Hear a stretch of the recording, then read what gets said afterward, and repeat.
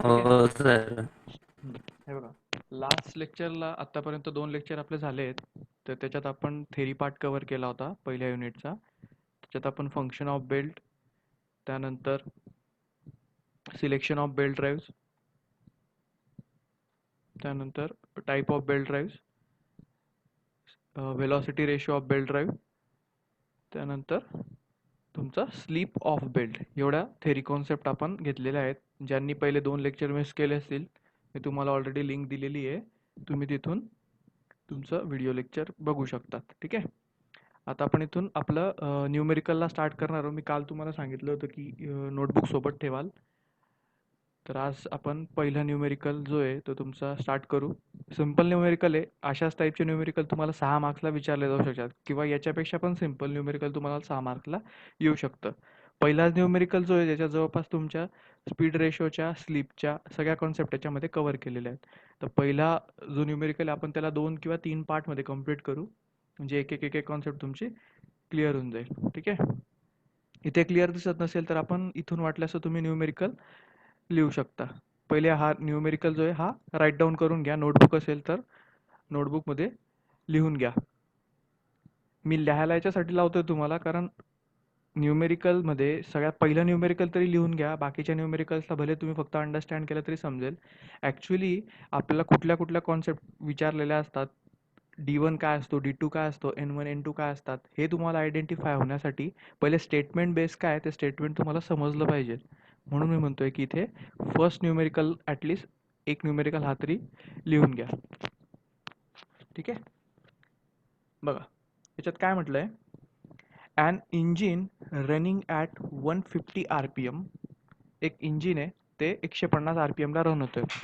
म्हणजे काय होतंय, एखादं डिझेल इंजिन तुम्ही बघितलं असेल जनरली, तुम्हाला बऱ्याच ठिकाणी लग्नात वगैरे अशा ठिकाणी जिथे एक जनरेटर्स लावले असतात, जनरेटर सेट असतात, त्या जनरेटर सेटचा जो इंजिन असतं ते डिझेल इंजिन असतात. त्याचा जो आउटपुट शाफ्ट असतो, त्याच्यात डिझेल टाकल्यानंतर ते फ्युएल बर्न झाल्यानंतर तो आउटपुट शाफ्ट कंटिन्युअसली रोटेट होत असतो. आपल्याला एक स्पीडच्या फॉर्ममध्ये मेकॅनिकल एनर्जी तो देत असतो. ठीक आहे. तसं एक इंजिन आहे. ते इंजिन 150 RPM ला रोटेट होतोय म्हणजे त्याचा स्पीड देऊन टाकलाय. ठीक आहे. That engine drives a line shaft by means of a belt. हे इंजिन दुसऱ्या एका लाईन शाफ्टला बेल्टच्या साह्याने फिरवतोय. म्हणजे इथेच आपलं क्लिअर होऊन जातं की हा न्यूमेरिकल जो आहे हा बेल्टचा न्यूमेरिकल आहे. ठीक आहे. न्यूमेरिकल आता इथं फर्स्ट न्यूमेरिकल आपण सॉल्व्ह करतोय त्याच्यामुळे तुम्हाला इथं लक्षात येईल की हा बेल्टचा न्यूमेरिकल आहे. बट एक्झाममध्ये तुम्हाला बेल्ट किंवा रोप हे सरळ मेन्शन केलेलं असतं, त्याच्यानुसार सॉल्व्ह करायचं. आणि व्ही बेल्टचा असेल तर त्याच्यात व्ही ग्रूव वगैरे दिलेला असतो. हे पहिलंच न्यूमेरिकल आहे म्हणून तुम्हाला असं वाटेल की सर तुम्ही एक्सप्लेन का करताय की आम्हाला तर माहिती आहे बेल्टचा न्यूमेरिकल आहे. बट एक्झाममध्ये कन्फ्युजन होतं. म्हणून पहिले आयडेंटिफाय करता आलं पाहिजे की प्रॉब्लेम कसला आहे, कुठल्या टॉपिकवरचा आहे, त्याच्यात कुठला फॉर्म्युला आपल्याला यूज करायचा आहे. ठीक आहे. सो द फर्स्ट स्पीड देऊन टाकला आपल्याला त्या इंजिनचा, तो by the means of belt it rotates the another shaft. The engine pulley 750 mm diameter. जी इंजिन आहे त्याच्यावर जी पुली माउंट केलेली आहे, त्या पुलीवरनं बेल्ट माउंट केला असेल तर ती पुली 750 mm डायमीटरची आहे. ठीक आहे. And the pulley on line shaft is being 450 mm. आता एवढाच पार्ट आपण पहिले समजून घेऊ, मग पुढचा पार्ट आपण वाचू. ठीक आहे. एक इंजिन 150 RPM ला रोटेट होतोय, त्याचा स्पीड दिला 150 RPM आणि त्याच्यावरची जी पुली तिचा डायमीटर दिला आहे 750 RPM. आणि जो दुसऱ्या पुलीला रोटेट करतोय त्या पुलीचा फक्त डायमीटर दिलेला आहे. जर याला आपण डायग्रामच्या फॉर्ममध्ये बघितलं तर तुमची डायग्राम अशी दिसेल. ठीक आहे. एक इंजिन आहे, हा इंजिनचा शाफ्ट आहे. त्या इंजिनच्या शाफ्टवर हा टॉप व्ह्यू आहे. तुम्हाला ग्राफिक्समध्ये झाला आहे front view, side view, top view. हां, हा टॉप व्ह्यू आहे. टॉप व्ह्यूमध्ये आपल्याला काय दिसतं, ही एक पुली आहे, ही पूर्ण एक पुली आहे, ही दुसरी पुली आहे. आणि ह्या पुलीवर या शाफ्टमध्ये त्या पुली माउंट केलेल्या आहे. हा व्हर्टिकल शाफ्ट आहे, इथे पण एक व्हर्टिकल शाफ्ट आहे, त्याच्यावरती त्या पुली माउंट केला आहे आणि त्याच्यावरती हा बेल्ट माउंट केलेला आहे. ठीक आहे. तर हा इंजिनचा जो शाफ्ट आहे हा 750 RPM, जो पण त्याचा स्पीड दिला आहे 150 RPM ला रोटेट होतोय. आणि तो काय करतोय, ह्या दुसऱ्या शाफ्टला रोटेट करतोय. म्हणजे हा काय झाला तुमचा, हा झाला तुमचा, हॅलो, हा आवाज नाही येते का? ठीक आहे. तर हा जो तुमचा शाफ्ट आहे हा शाफ्ट रोटेट करतो या दुसऱ्या शाफ्टला. याचा आपल्याला स्पीड देऊन टाकला आहे, डायमीटर देऊन टाकला आहे 750 mm. आणि दुसरा जो शाफ्ट आहे हा, या दुसऱ्या शाफ्टचा फक्त आपल्याला डायमीटर दिलेला आहे, किंवा पुलीचा फक्त आपल्याला डायमीटर दिला आहे की 450 mm.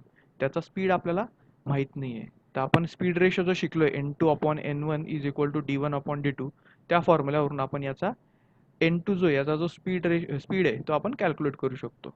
तर अर्ध स्टेटमेंट वाचल्यानंतर आपल्याला एवढं लक्षात येतं की इंजिन एका शाफ्टला रोटेट करतोय. ठीक आहे, आता नेक्स्ट स्टेटमेंट आपण वाचू. त्याच्यात तो काय म्हणतोय, अ 900 mm diameter pulley on the line shaft drives 150 mm diameter pulley. आता ह्याच शाफ्टवर, आता ही पूर्ण डायग्राम अशी होते की हा पहिला शाफ्ट, हा दुसरा शाफ्ट, हा इंजिन पहिला शाफ्ट या दुसऱ्या शाफ्टला रोटेट करतोय, आणि ह्या शाफ्टवर अजून एक पुली माउंट केलेली आहे. ही 450 mm डायमीटरची पुली होती, आणि ही तिसरी जी पुली ही त्याच शाफ्टवर माउंट केली आहे जिचा 900 mm डायमीटर आहे. तर आपण सगळ्यात पहिले ह्या आणि ह्याच्यावरनं तुमचा N2 चा जो स्पीड आहे तो कॅल्क्युलेट करून घेऊ. त्यानंतर मग आपण याच्या हा N2 आणि N3 म्हणजे ह्या शाफ्टचा जो स्पीड आहे N2 N3 तो एक कॉमन स्पीड राहील. तो आपल्याला मिळाला की मग त्याच्यावरून आपण पुढचा पार्ट आपण कॅल्क्युलेट करू शकतो. ठीक आहे. आता याच्यात काय म्हणतात, तो दुसऱ्या लाईनमध्ये, अ 900 mm diameter pulley shaft on a line shaft drives 150 mm diameter pulley. म्हणजे हा काय करतोय, हा शाफ्ट ह्या शाफ्टला फिरवतोय आणि हा शाफ्ट ह्या शाफ्टला फिरवतोय. म्हणजे दोन ड्रायव्हर मेंबर झाले, 1 आणि 3 हा तुमचा काय झाला, ड्रायव्हर मेंबर झाला, आणि 2 आणि 4 काय झाला, ड्रिव्हन मेंबर झाला. या 4 पुलिसमध्ये 2 ड्रायव्हर मेंबर आहे, 2 ड्रिव्हन मेंबर आहे. ठीक आहे. आता गिवन थिंग्सवर येऊ. तुम्हाला इथे अजून क्लिअर लक्षात येईल. समजा ही डायग्राम आपण जर बघितली तर इथे हा पहिला शाफ्ट, हा कॉमन शाफ्ट, आणि हा तिसरा शाफ्ट. ठीक आहे. तर आता गिवन थिंग्सनुसार आपल्याला कॅल्क्युलेट काय करायला लावलं आहे, तर बघा कॅल्क्युलेट काय करायला लावलं आहे, find the speed of dynamo shaft when there is no slip. म्हणजे हा जो लास्टचा जो शाफ्ट आहे त्याच्यात म्हटलं आहे that is a dynamo shaft. या डायनामो शाफ्टचा आपल्याला स्पीड फाइंड आउट करायचा आहे. तर इथे अननोन काय आपल्याला, हा इथला N2 याचा स्पीड अननोन आहे. N2 म्हणजेच इथला पण N3 ह्या शाफ्टचा स्पीड अननोन आहे. आपल्याला फक्त याचा डायमीटर माहिती, याचा डायमीटर माहिती, याचा डायमीटर माहिती आहे, आणि याचा डायमीटर माहिती आहे. पण स्पीड ह्या कॉमन शाफ्टचा स्पीड अननोन असल्यामुळे आपण डायरेक्ट ह्या शाफ्टचा स्पीड कॅल्क्युलेट नाही करू शकत. तर हा न्यूमेरिकल आपण दोन मेथडने सॉल्व्ह करू शकतो. स्पीड रेशोचा फॉर्म्युला मी तुम्हाला जसा सांगितला होता, तर आपण दोन पार्टमध्ये त्याला कन्व्हर्ट करून पहिले न्यूमेरिकल सॉल्व्ह करू. ठीक आहे. तर पहिले फक्त एवढा पार्ट कन्सिडर करायचा, एवढ्या पार्टचा आपण न्यूमेरिकल सॉल्व्ह करू. पहिले सगळ्यात पहिले आपण काय करू, N2 ची व्हॅल्यू फाइंड आउट करू. फक्त फक्त N2 ची व्हॅल्यू फाइंड आउट करू की N2 कॅल्क्युलेट कसा करायचा. आता आपण इथे इथे ठीक आहे. पहिले स्लीप नसतानाच्या कंडिशनमध्ये न्यूमेरिकल कसा सॉल्व्ह होईल, आणि स्लीप असतानाच्या कंडिशनमध्ये न्यूमेरिकल कसा सॉल्व्ह होईल ते बघू. तर गिवन थिंग्स लिहायला स्टार्ट करू. N1 जो ह्या शाफ्टचा स्पीड आहे तो आहे 150 RPM. D1 जो ह्या पुलीचा डायमीटर आहे तो किती आहे, 750 mm. याला नंतर मीटरमध्ये कन्व्हर्ट करून घेऊ. आता इथे बघा, हा N2 आपल्याला अननोन आहे, या शाफ्टचा स्पीड आपल्याला माहित नाही, आणि डायमीटर याचा दिला आहे 450 mm. आता ह्या तीन कंडिशनवरनं N1 माहिती आहे, D1 माहिती आहे, D2 माहिती आहे, याच्यावरून आपण काय कॅल्क्युलेट करू शकतो, हा N2 तुमचा जो आहे तो कॅल्क्युलेट करू शकतो. हा N2 जो आहे तो कॅल्क्युलेट करू शकतो. तर कसा, from speed ratio N2 divide by N1 is equal to D1 divided by D2. त्याच्यावरून आपल्याला N2 ची व्हॅल्यू मिळून जाईल. बघा इथे मी आता त्याला मीटरमध्ये पुट केला. हा 750 mm होता. D1 तुमचा, त्याला मी मीटरमध्ये पुट केला 0.750 metre divided by 0.450 metre D1 divide by D2. आणि हा N1 जो होता इथे डिनॉमिनेटरला होता, इकडे येऊन इकडे मल्टिप्लिकेशनला येतो 150. तर तुमची N2 ची व्हॅल्यू येऊन जाते 250 RPM. म्हणजे आपल्याला ह्या शाफ्टचा काय मिळाला, रोटेशनल स्पीड मिळाला. रोटेशनल स्पीड N2 मिळून गेला. ठीक आहे. मग हा कॉमन शाफ्ट आहे, याचा डायमीटर भरे व्हॅरी होऊ शकतो, पण याचा डायमीटर आपण व्हॅरी करू शकतोय, बट आपण त्याचा जो स्पीड आहे तो व्हॅरी नाही करू शकत. त्याचा स्पीड जो आहे तो कॉन्स्टंट राहील. ठीक आहे. त्याच्यामुळे आपल्याला इथून N4 कॅल्क्युलेट करायला हेल्प होईल. तर काय झाला, N2 मिळाला. N2 ची व्हॅल्यू आणि N3 ची व्हॅल्यू सेम राहील. D3 पण आपल्याला माहिती आहे. आणि हा जो चौथा शाफ्ट आहे तुमचा, हा लास्टचा जो शाफ्ट आहे, याच्यात काय दिला आहे, D4 ची व्हॅल्यू दिलेली आहे आणि N4 अननोन आहे. तर आपण पुढे कसं लिहू शकतो, N2 is equal to N3. N2 ची व्हॅल्यू आपण इथे कॅल्क्युलेट केली होती ना, तर N2 is equal to N3, that is 250 RPM. मग परत ह्या शाफ्टसाठी फॉर्म्युला लिहिला स्पीड रेशोचा, तो असा लिहू शकतो, N4 divided by N3 is equal to D3 divided by D4. त्याच्याने आपल्याला काय मिळालं, N4 ची व्हॅल्यू मिळून जाईल, कारण की D3 तुमचा कॉमन होता. D3 ची व्हॅल्यू टाकली 250, सॉरी N3 ची व्हॅल्यू टाकली 250. D3 तुमचा 900 mm डिवायडेड बाय 150 mm, याला मीटरमध्ये कन्वर्ट करून घ्यायचं. 0.9 मीटर हा 0.15 मीटर मल्टिप्लाय बाय 250, तर N4 ची व्हॅल्यू तुम्हाला 1500 RPM मिळते. तर आपल्याला जो ह्या शाफ्टचा जो स्पीड काढायला लावला होता, जो स्पीड कॅल्क्युलेट करायला लावला होता, तो स्पीड आपल्याला मिळून जातो. ठीक आहे. तर ही झाली पहिली मेथड. या पहिल्या मेथडमध्ये आपण काय केलं, एक ह्या दोघी शाफ्टला दोन वेगवेगळ्या पार्टमध्ये कन्व्हर्ट करून त्याला कॅल्क्युलेट केलं. पण काल मी तुम्हाला अजून एक कॉन्सेप्ट शिकवली होती की मल्टिपल शाफ्ट जेव्हा असतील, हे बघा, वेलॉसिटी रेशोचे आपण दोन फॉर्म्युले बघितले होते. दोन शाफ्ट असतील तर N2 upon N1, sorry N1 upon N2 is equal to D2 upon D1 हा एक. आणि जेव्हा मल्टिपल शाफ्ट असतील तेव्हा आपण काय म्हटलो की speed of last driven member divided by speed of first driver member is equal to product of drivers divided by product of drivens. तर चार चार जेव्हा डायमीटर असतील किंवा शाफ्ट आपल्याला दिले असतील, त्या केसमध्ये, चार पुलिसच्या केसमध्ये आपण डायरेक्ट हा फॉर्म्युला जरी युटिलाइज केला तरी तुम्ही आन्सर काढू शकतात. तर कसं होईल, लास्ट ड्रिवन मेंबर कुठला आपला N4 divided by first driver member that is N1 is equal to ड्रायव्हर्सचा डायमीटरचा प्रोडक्ट डिवायडेड बाय ड्रिव्हन्सचा डायमीटरचा प्रोडक्ट. तर आपण हे इथे पण तुम्ही समजू शकता, याच्यात तुम्हाला व्यवस्थित क्लिअर समजेल. हे बघा, N4 हा जो तुमचा लास्ट होता, N4 divided by N1 is equal to D1, जे दोन ड्रायव्हर आहे, हा 1 आणि 3 हे दोघे ड्रायव्हर आहेत, आणि 2 आणि 4 हा काय ड्रिव्हन आहेत. तर या दोघांच्या डायमीटरचं मल्टिप्लिकेशन डिवायडेड बाय या दोघांच्या डायमीटरचं मल्टिप्लिकेशन. तर इथून पण तुम्हाला फक्त N4 अननोन आहे, बाकीच्या टर्म्स आपण टाकल्या 750, याला मीटरमध्ये कन्वर्ट करून घ्यायचं. मीटरमध्ये कन्वर्ट करून आपण व्हॅल्यू काढू शकतो, दॅट इज 1500 RPM. या दोन मेथडने तुम्ही त्याला एक तर स्प्लिट आउट करून पहिले N2 कॅल्क्युलेट करा, N2 वरनं N4 कॅल्क्युलेट करा, किंवा डायरेक्ट फॉर्म्युला टाकून पण तुम्ही N4 वरनं N4 अपॉन N1 वरनं तुमचा फॉर्म्युल्याची व्हॅल्यू काढू शकता. ठीक आहे. तर हे झालं स्लीप कंडिशन नसताना. स्लीप म्हणजे काय, काल आपण एक इफेक्ट बघितला होता की बेल्ट जो असतो तो बऱ्याचदा हाय स्पीडला रोटेट होताना काय होतो, फक्त बेल्ट मूव्ह होतो. तुमचा बेल्ट जो आहे त्या पुलीवरनं मूव्ह होत असतो. तुमची पुली जी आहे ती कॉन्स्टंट राहून जाते, कारण त्या केसमध्ये बेल्ट लूज झालेला असतो. तर ह्या इफेक्टला आपण म्हणतो स्लीप ऑफ बेल्ट. तो आपण पर्सेंटेज मध्ये मेजर करतो. तर न्यूमेरिकलमध्ये पुढचा पार्ट काय म्हटलाय की there is a no slip. Slip नसताना N4 ची व्हॅल्यू कॅल्क्युलेट करायची होती, and there is a slip of 2% at each drive. तर आता ही सेकंड केस आहे. तर सेकंड केससाठी आपण 2% स्लीप आपल्याला दिलेली आहे. तर ही सेकंड केस आहे with sleep of 2% at each end. आता ईच एंड म्हणजे काय, किंवा ईच ड्राईव्ह म्हणजे काय, तर आपल्याकडे बघा, आपल्या ह्या न्यूमेरिकलमध्ये आपल्याला दोन ड्रायव्हर्स आहेत, 1 आणि 3. जर समजा इथे अजून एक इथे समजा इथे अजून एक पुली लावली असती आणि अजून परत एक शाफ्ट आला असता इकडे, तर काय झाले असते, 3 ड्रायव्हर झाले असते, 3 ड्रिव्हन झाले असते. अजून एक त्याच्या पुढे आपण असे number of drivers and driven member वाढवू शकतो. तर लक्षात कसं ठेवायचे, जेवढे ड्रायव्हर मेंबर वाढतील तेवढे तुमचे ड्रिव्हन मेंबर पण काय वाढणार आहेत. ठीक आहे. तर काय करायचं, आता हे जे ड्रायव्हर मेंबर्स आहेत यांचं आपल्याला स्लीपमध्ये कन्सिडर करायचे. तर स्लीप जेवढे पण, जर असं म्हटलं असेल तुम्हाला with sleep of x percentage, किती पण पर्सेंट दिलं असेल, 2%, 4%, 6%, जर ईच ड्राईव्ह म्हटलं असेल तर जितके नंबर ऑफ ड्राईव्ह असतील त्याने आपल्याला मल्टिप्लिकेशन करायचं आहे. ठीक आहे. तर बघा, ह्या फॉर्म्युल्यामध्ये मग मी काय केलं आहे, आपण जो स्लीपचा फॉर्म्युला बघितला होता, त्या स्लीपच्या फॉर्म्युल्यामध्ये मी फक्त 1 - S/100 लिहिला होता, पण तिथे एकच ड्राईव्ह होता. याच्यात काय ॲट ईच ड्राईव्ह म्हटलंय, आणि आपल्याकडे दोन ड्राईव्ह आहेत, म्हणून हा फॉर्म्युला कसा होऊन जाईल तुमचा, N4 divided by N1 is equal to D1 multiply by D3 divided by D2 multiply by D4 into bracket 1 - S1/100 इंटू 1 - S2/100. ठीक आहे.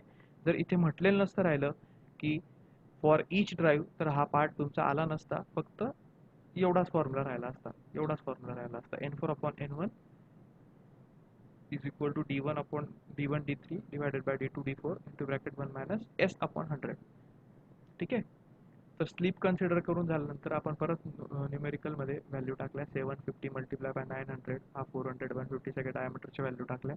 2% स्लीप होती म्हणून 2 डिवायडेड बाय 100 आणि ॲट इच एंड असल्यामुळे परत 1 मायनस 2 डिवायडेड बाय 100. जर 3 ड्राईव्ह राहिले असते तर परत आपण इथे काय केलं असतं, 1 मायनस 2 डिवायडेड बाय 100.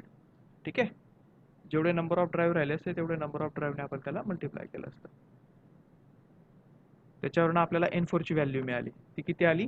1440 RPM. या फॉर्म्युल्यामध्ये तुम्ही तुमच्या सगळ्या व्हॅल्यू टाकल्या की तुम्हाला लास्टला जे आन्सर मिळेल, सिम्पल आहे, कॅल्क्युलेशन काही खूप कठीण नाही आहे, तर तुम्हाला N4 ची व्हॅल्यू मिळेल 1440 RPM. आता आपल्याला बघा स्लीपची जी कन्सेप्ट आहे ती इथेच कळून जाते.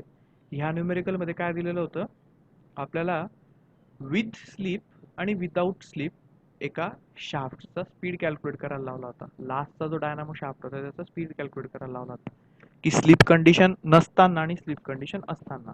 तर बघा, जेव्हा स्लीप कंडिशन नव्हती तेव्हा आपल्याला N4 ची व्हॅल्यू मिळाली होती 1500 RPM, म्हणजे स्पीड काय मिळाला होता, हायर मिळाला होता. ठीक आहे. आणि ज्यावेळेस स्लीप प्रेझेंट आहे, 2%ची फक्त स्लीप प्रेझेंट होती, तरी सुद्धा आपल्याला व्हॅल्यू किती मिळाली, 1440 RPM. म्हणजे आपला किती 60 RPMचा काय झाला, लॉस झाला. ठीक आहे. इथेच तुमचा 60 RPMचा लॉस झाला फक्त 2% स्लीपने. तर असे न्यूमेरिकल तुम्हाला विचारले जातात, किंवा न्यूमेरिकलमध्ये डायरेक्ट असं विचारते की जर डायरेक्ट असं नाही मेन्शन केलं, ह्या दोन कंडिशन पण मेन्शन नाही करणार, एवढाच न्यूमेरिकल देतील आणि find out the loss of speed in the loss of speed in particular application or shaft when there is a presence of 2% sleep. तर त्यावेळेस तुम्हाला परत नो स्लीप कंडिशनसाठी पण कॅल्क्युलेट करणं आहेच आणि स्लीप कंडिशनसाठी पण कॅल्क्युलेट करणं आहेच. तर दोघांसाठी तुम्हाला स्पीड कॅल्क्युलेट करावं लागेल आणि त्या दोघांचा डिफरन्स तुम्हाला शो आउट करावा लागेल की एवढा एवढा तुमचा डिफरन्स होतोय, की 60 RPMचा आपल्याला लॉस होतोय. ठीक आहे. तुम्हाला प्रॅक्टिससाठी अजून एक असाच एक न्यूमेरिकल मी आज ट्युटोरियलला देतोय. इथे बघा, या ट्युटोरियलमध्ये पण मी तुम्हाला एक न्यूमेरिकल दिलेला आहे. सिम्पल न्यूमेरिकल आहे हा, त्याच्यापेक्षा पण सोपा न्यूमेरिकल आहे हा. तुम्ही सॉल्व करा. ट्युटोरियल तर प्रत्येकाला कंप्लीट करून, जेव्हा जसं आपला आता मी पहिलाच क्वेश्चन घेतोय, 10-11 जेवढे पण आपले न्यूमेरिकल्स तुम्हाला मी ट्युटोरियलला देईल तर सगळे एका ठिकाणी सॉल्व करून तुम्हाला मी गुगल लिंक देऊन टाकेल, त्याच्यावर अपलोड करायचे आहे. तर पहिला न्यूमेरिकल आपल्या पहिल्या टॉपिकवर आहे हा. त्याच्यापेक्षा पण सिम्पल न्यूमेरिकल आहे. याच्यात काय म्हटलंय, and engine shaft running at 120 RPM. ठीक आहे. परत एक इंजिन शाफ्ट आहे जो 120 RPM ला रोटेट होतोय. That required to drive a machine shaft by means of बेल्टचा न्यूमेरिकल आहे. त्याच्यावरची जी पुली माउंट केली आहे, the pulley on the engine shaft is 2 metre and the machine shaft is 1 metre. ठीक आहे. परत इथे बघा तुम्हाला N1 ची व्हॅल्यू दिलेली आहे, D1 ची व्हॅल्यू दिलेली आहे आणि इथे D2 ची व्हॅल्यू दिलेली आहे. अननोन काय, फक्त N2 ची व्हॅल्यू आहे आणि ती N2 ची व्हॅल्यू तुम्हाला कॅल्क्युलेट करायची. काय म्हणतो तो, determine the speed of machine shaft. But इथे बघा एक गोष्ट अजून मेन्शन केली, if the belt thickness is 5 mm. याच्यात काय केलंय, बेल्टची थिकनेस ॲड केलेली. जसं आपण कालच्या थेरी पार्टमध्ये कव्हर केलं होतं. जर एक मिनिट हां, इथे बघा, जर थिकनेस नसेल तर फॉर्म्युला तुमचा N1 upon N2 is equal to D2 upon D1 असतो आणि ज्यावेळेस थिकनेस ॲड असते त्यावेळेस तुमचा फॉर्म्युला काय होऊन जातो, plus t divided bye plus T. तर ही केस तुम्हाला त्या न्यूमेरिकलमध्ये यूज करावी लागणार आहे. ठीक आहे. या न्यूमेरिकलमध्ये तुम्हाला काय करावं लागणार आहे, थिकनेस 5 mm ॲड करून N2 ची व्हॅल्यू कॅल्क्युलेट करावं लागेल. दोन कंडिशन परत दिलेल्या आहे, there is no slip and there is slip of 3%. तर हा न्यूमेरिकल मी तुम्हाला तुमच्या ग्रुपला परत टाकून देईल, याची सॉफ्ट कॉपी टाकून देईल. तुम्ही त्याला सॉल्व करायचा प्रयत्न करा. जर इन केस तुमच्याकडनं नाही सॉल्व झाला तर आपण परत नेक्स्ट लेक्चरला वाटलं असं त्याचं आन्सर जे ते एकदा व्हेरीफाय करू. ठीक आहे. नेक्स्ट आपण कॉन्सेप्टवर जाऊया आता.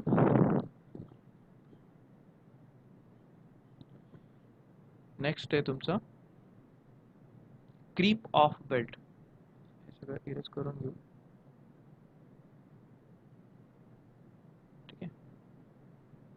Creep of belt. तर क्रीप ऑफ बेल्ट काय असतं ते बघू.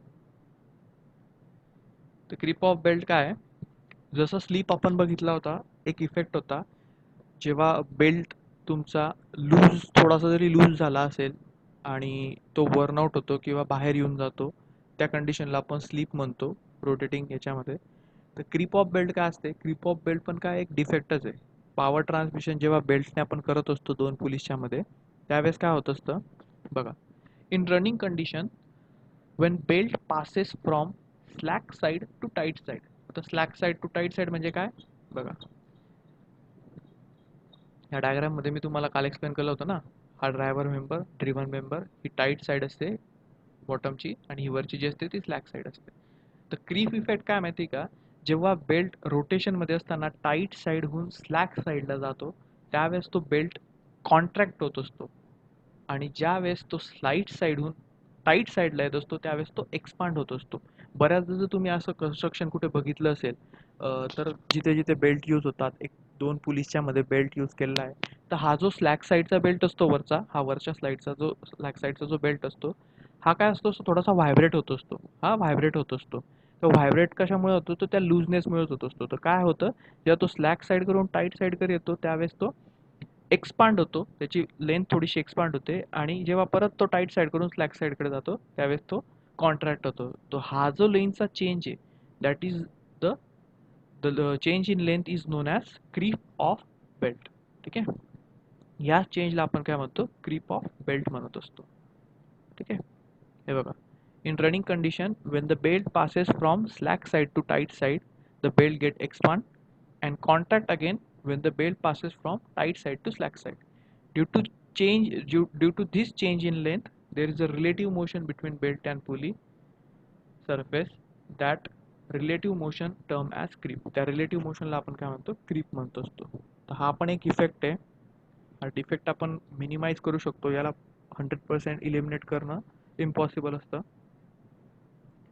तर हा जो, जसा आपण स्लीप बघितला होता पर्सेंटेज मध्ये, तसा क्रीप इफेक्ट आपण या फॉर्म्युलाने कॅल्क्युलेट करतो. ठीक आहे, क्रीप इफेक्ट कॅल्क्युलेट करण्यासाठी कसा फॉर्म्युला आहे, सेम परत n2 divided by n1 is equal to d1 divided by d2, but याला मल्टिप्लाय करतो e plus square root of sigma 2 divided by e plus square root of sigma 1. आता हे sigma 1 sigma 2 आणि e काय ते बघूया. Where the sigma 1 is a stress in belt on tight side and sigma 2 is a stress in belt on slack side and E is a young modulus of that belt.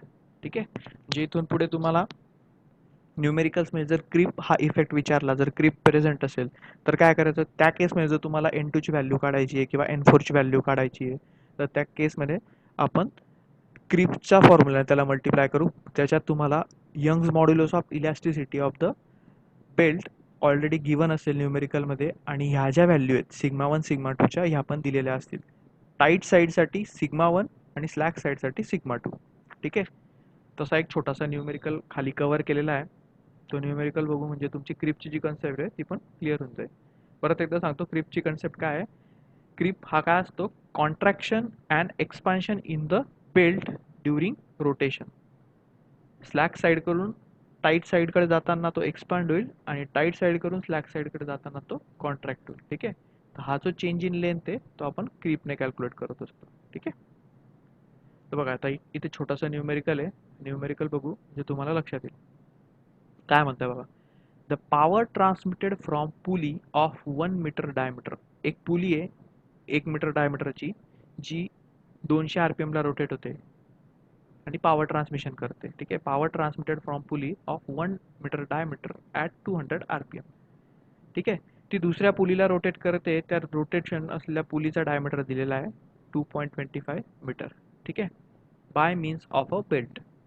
Find the speed lost by driven pulley as the result of creep if the stress on tight side and slack side are 1.4 MPa and 0.5 MPa. The Young's modulus of elasticity of material is 100 MPa. म्हणजे सगळ्या value देऊन टाकल्या बघा. हा तुमचा power transmitted करणारे diameter दिलाय पुलीचा 1 metre, म्हणजे आपण काय करू, D1 घेऊ 1 मीटर. ठीक आहे, किंवा 1000 mm. देन त्याचा स्पीड दिला आहे N1 200 RPM, N1 ची व्हॅल्यू 200 RPM. देन D2 ची व्हॅल्यू दिली आहे 2.25 मीटर, 2.25 मीटर आणि N2 कॅल्क्युलेट करायला लावला आहे. ठीक आहे. परत टाईट साईड आणि स्लॅक साईडचं दोघांचं सिग्माची व्हॅल्यू देऊन टाकली आहे, सिग्मा 1 सिग्मा 2. हे MPa मध्ये, याला आपण न्यूटन पर मीटर मध्ये कन्वर्ट केलं, 1.4 × 10⁶, 0.5 × 10⁶. ठीक आहे. आणि यंग्स मॉड्युलस ऑफ इलेक्ट्रिसिटीची व्हॅल्यू आहे 100 MPa, तिला पण कन्सिडर केलं. 100 MPa ला पण 100 × 10⁶ न्यूटन पर मीटर. तर तुम्हाला याच्यात बघा D1 दिला आहे, D2 दिला आहे, N1 दिला आहे, N2 ची व्हॅल्यू फक्त अननोन आहे. ठीक आहे. N2 फक्त अननोन आहे. तर आपण काय करू, पहिले क्रीप हा इफेक्ट नसताना आपल्याला कॅल्क्युलेट काय करायला लावलं त्यांनी, find the speed loss. Speed किती लॉस झाला, जसं आपण स्लिपमध्ये मी तुम्हाला सांगितलं की स्लिपमुळे किती स्पीड लॉस झाला होता आपला, 60 RPM झाला होता. तसं इथे काय केलेलं आहे, क्रीपमुळे किती स्पीड लॉस झाला ते कॅल्क्युलेट करायला लावलं आहे. तर त्याच्यासाठी आपल्याला काय करावं लागेल की क्रीप प्रेझेंट नसताना आपला किती स्पीड होता आणि क्रीप प्रेझेंट असताना किती स्पीड होता हे कॅल्क्युलेट करावं लागेल आणि मग दोघांचा डिफरन्स घ्यावा लागेल. ठीक आहे. सगळ्यात पहिले आपण without creep speed find out करू. तर विदाउट क्रीप कसा फाइंड आउट करू, N2 divided by N1 is equal to D1 divided by D2. Simple formula creep नसताना. तर त्यात काय करायचं, D1 ची व्हॅल्यू टाकली, D2 ची व्हॅल्यू टाकली, N1 ने मल्टिप्लाय केलं, तुम्हाला N2 ची व्हॅल्यू मिळाली 88.9 RPM. ठीक आहे. 88.9 RPM ही व्हॅल्यू तुम्हाला मिळाली क्रीप प्रेझेंट नसताना. ठीक आहे. आता काय केलं, विथ क्रीप आपण फॉर्म्युला युटिलाइज केला. परत तोच formula N2 divided by N1 is equal to D1 divided by D2 multiply by E plus square root of sigma 2 divided by E plus square root of sigma 1. सगळ्या value टाकल्या, फक्त N2 unknown आहे, 1 divided by 2.25 E ची value, परत खाली पण E ची value, sigma 2 ची व्हॅल्यू, सिग्मा 1 ची व्हॅल्यू. आता काय करायचं आहे, न्यूमेरिकल तुम्हाला ॲक्च्युली सॉल्व करून बघावं लागेल. तर सॉल्व करत असताना सगळ्यात पहिले ही स्क्वेअर रूटची व्हॅल्यू कॅल्क्युलेट करायची, त्याच्यानंतर ह्या स्क्वेअर रूटची व्हॅल्यू कॅल्क्युलेट करायची, या दोघांचं ॲडिशन करून वरती न्यूमरेटरला राहायचं, या दोघांचं ॲडिशन करून खाली डिनॉमिनेटरला राहायचं, त्याच्यानंतर त्याला यांच्या रेशोने मल्टिप्लाय करायचं, त्याला सिम्प्लिफाय करून सॉल्व करायचं. सगळं एक साथ कॅल्क्युलेटरमध्ये जर ही व्हॅल्यू टाकली तर तुमचा आन्सर चुकू शकतो. ठीक आहे. तर थोडं थोडं कॅल्क्युलेट करून व्हॅल्यू टाकत जायच्या, ही व्हॅल्यू कॅल्क्युलेट करून पुट करायची. तर तुमचं फायनल आन्सर जे तुम्हाला मिळेल N2चं, दॅट इज 88.7 RPM मिळेल.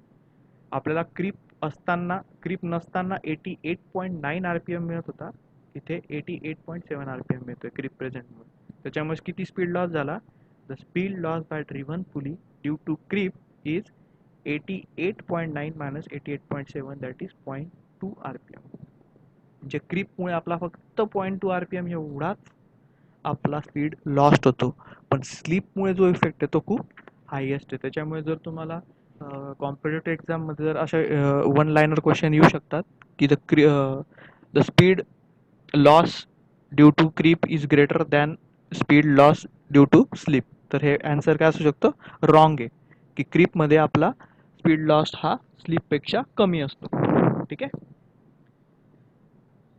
लेक्चर इथे मी आता वाटलं असं स्टॉप करतो, तुमचे दोनच न्यूमेरिकल घेतो, कारण दोन न्यूमेरिकलमध्येच तुम्ही बरेचसे कन्फ्यूज झाले असेल.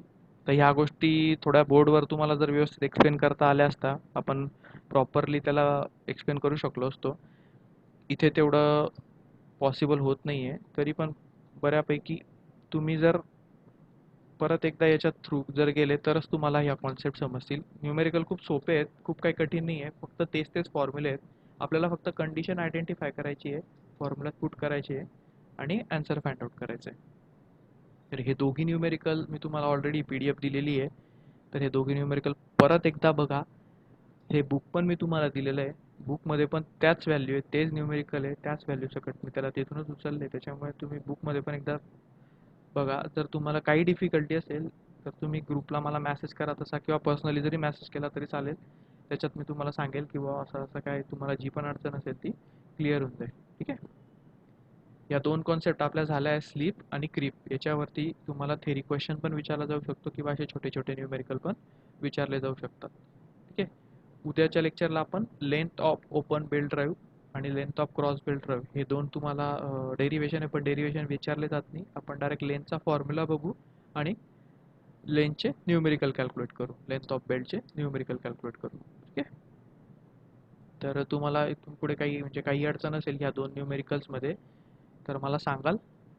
आणि हा जो न्यूमेरिकल आहे हा सॉल्व करा. हा न्यूमेरिकल तुम्ही सगळ्यांनी सॉल्व करा. खूप सोपा आहे.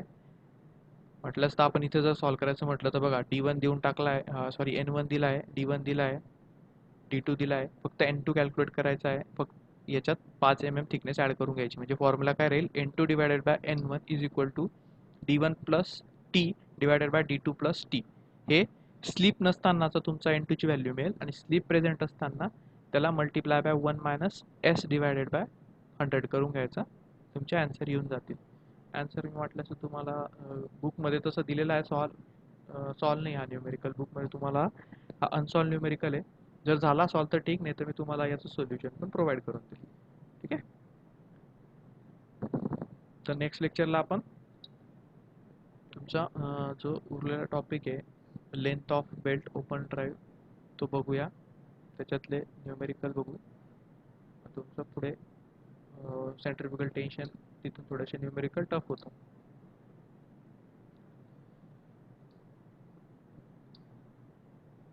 ओके. काही क्वेश्चन असतील तर तुम्ही मला ग्रुपला विचाराल. मी या सगळ्या दोघी कॉपीज तुम्हाला सेंड करून देतो.